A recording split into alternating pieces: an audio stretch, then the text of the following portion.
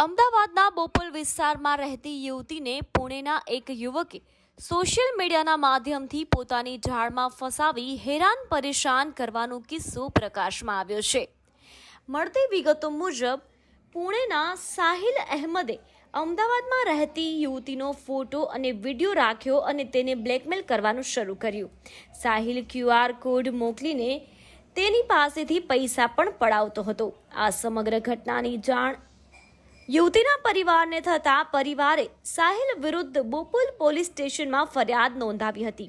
જે બાદ પોલીસે આ અંગે વધુ તપાસ કરતા સામે આવ્યું કે આરોપી 21 વર્ષનો છે, જે તાજ કોર્નર નામથી ફ્રૂટનો ધંધો કરે છે। આરોપી ઇન્સ્ટાગ્રામ, સ્નેપચેટ અને વોટ્સએપ દ્વારા યુવતી સાથે જોડાયો અને તેની પાસેથી પૈસા પડાવતો રહ્યો હતો। સાહિલ ફરિયાદીની પુત્રીને ફોન કરીને હેરાન કરતો હતો। તેણે વિડીયો કોલ કરીને યુવતીના કપડાં ઉતાર્યા અને પછી વિડીયો બનાવ્યો। હવે તે આ વિડીયો વાયરલ કરવાની ધમકી આપીને યુવતીને બ્લેકમેલ કરી રહ્યો છે। સાહિલ વારંવાર QR કોડ મોકલીને યુવતી પાસેથી પૈસા પણ પડાવતો હતો, વિડીયો કોલ કરે છે અને છોકરીને તેના હાથ પર બ્લેડ મારવાનું પણ કહેતો હતો।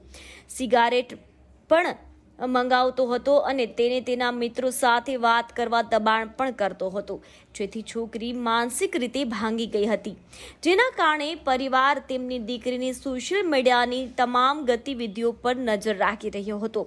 સાહિલના ત્રાસથી માનસિક રીતે ભાંગી પડેલ યુવતીને તેના પરિવારજનોએ યોગ કેન્દ્રમાં મોકલી। ત્યાં પણ સાહિલે યુવતીને બોલાવી તેના હાથ પર બ્લેડ મારી હતી।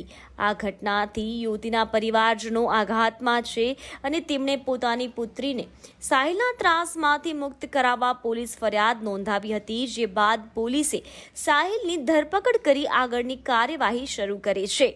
બ્યુરો રિપોર્ટ TRC 24 કલાક।